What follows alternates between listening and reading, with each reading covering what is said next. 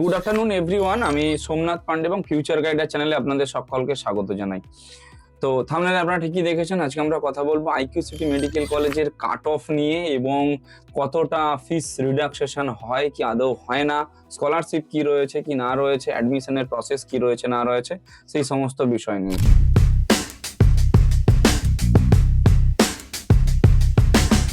তো কলেজের ওভারভিউ এবং এস্টাবলিশ ইয়ার যদি দেখি, 2013 সালে IQ city medical college establish হয়েছে 2013 সালে, এবং কলেজ এমবিবিএস এর সিট সংখ্যা রয়েছে 250টা, অর্থাৎ 250 সিট রয়েছে কলেজের। এইবারে যদি বলি যে কলেজে স্টেট কোটার ফিস কত রয়েছে, স্টেট কোটার ফিস আছে 25,74,000 উইথ ব্যাংক গ্যারান্টি, এবং ম্যানেজমেন্ট কোটার ফিস রয়েছে 99,78,000 with bank guarantee.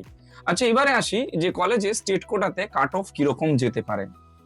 State কোটাতে private কলেজের সাধারণত যে কাট অফটা যায় সেটা হচ্ছে কেপিসিতে সব থেকে বেশি যায়, তারপরে যায় আইকিউ সিটিতে, তারপরে যায় জগন্নাথ গুপ্তায়।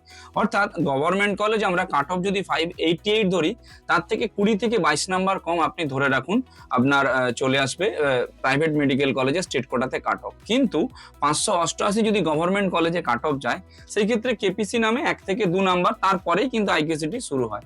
অর্থাৎ 580-র উপরে আপনাকে পেতে হবে, তবে আপনি আইকিউ সিটি মেডিকেল কলেজে স্টেট কোটাতে চান্স পাবেন।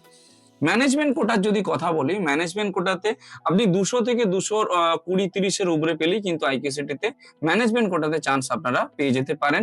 তবে এবারে যদি বলি ফি স্ট্রাকচারে বা স্কলারশিপের কি বিষয় রয়েছে, যে সমস্ত পেরেন্টসরা বা স্টুডেন্টরা ব্যাংক গ্যারান্টি দিতে পারছেন না, তাদের জন্য কলেজ কিন্তু এক্সট্রা অনেকগুলো টাকা নিচ্ছে। আপনারা যদি আমাদের সঙ্গে যোগাযোগ করেন, আমরা সেই এক্সট্রা টাকাটা কিছুটা হলেও কম আপনার জন্য করিয়ে দিতে পারবো।